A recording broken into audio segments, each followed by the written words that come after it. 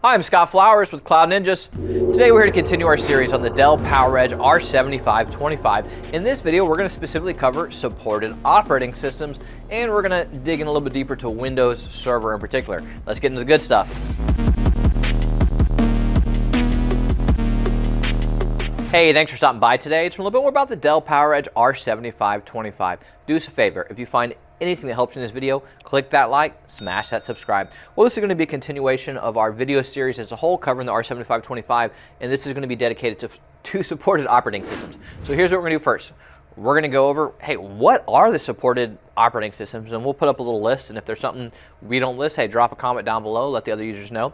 Then we're going to show you how to download Windows Server 2022.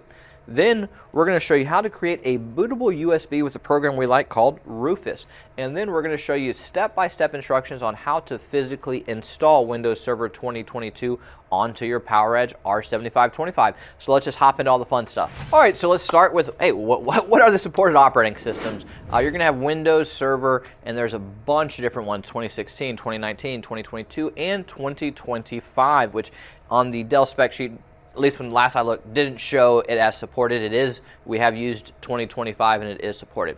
What else is supported? Well, VMware ESXi. Okay, I know. Screw them in their pricing models. Jesus. You want a good Linux? You can use Red Hat, Ubuntu, SUSE. There's a bunch of good ones, right? So. And I'd go Linux. That's just me. That's what I would do. But what we're going to do nonetheless is show you Windows Server, and let's do that right now. All right, so now we're going to show you how to install Windows Server 2022 locally onto your Dell 15th Gen server.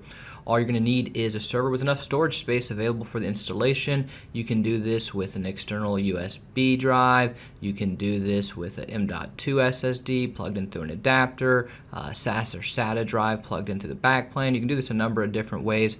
This process does not require an active network connection on the server. First thing you're going to do is go to the Microsoft link that you see listed here, and we're going to download the English 64-bit edition ISO file. Now we need to create a bootable USB. We are going to use a program called Rufus. So we just go into Google or to a web browser in general and search Rufus, download the program, and run it once it is downloaded. Plug the USB into the computer that you downloaded Rufus on, and under the device in Rufus, make sure the USB drive is selected. If you only have one USB drive plugged into your machine, it will be selected by default. Leave everything under the default settings, then click the select button and choose the ISO file that we downloaded in the previous steps. Click Start to begin creating the Windows Server 2022 installation USB drive. Now we want to simply take our USB drive, put it into our server. Now let's boot up our server. Press F11 during post, and this will enter the boot manager, and you're going to want to select one-shot UEFI boot menu. Select the USB drive that we plugged into the server and hit enter. This will boot straight to Windows Server 2022 installation. The first screen that's going to pop up will ask you the language, time and currency format, keyboard or input method. For us, it's all set to English United States, which is what we want, so we're going to leave it as is. Now, obviously, if it's different for you, change it to what you want. Just click Next, and then you're going to click Install Now to begin. Next, we're going to pick the specific operating system we want. In our case, we're picking Windows Server 2022 Standard Evaluation Desktop Experience. This is going to be up to each individual user, though, on which operating system they want. You're going to need to accept the licenses, terms, and conditions and hit Next. Then you're going to select Custom Install Windows Server Only Advanced. We'll choose this because we're installing a fresh version of Windows and we're not upgrading from a previous version. Now we're going to choose the storage space that we want to use to install Windows Server on. We will select the storage space we prefer and hit Next. Windows will begin the installation.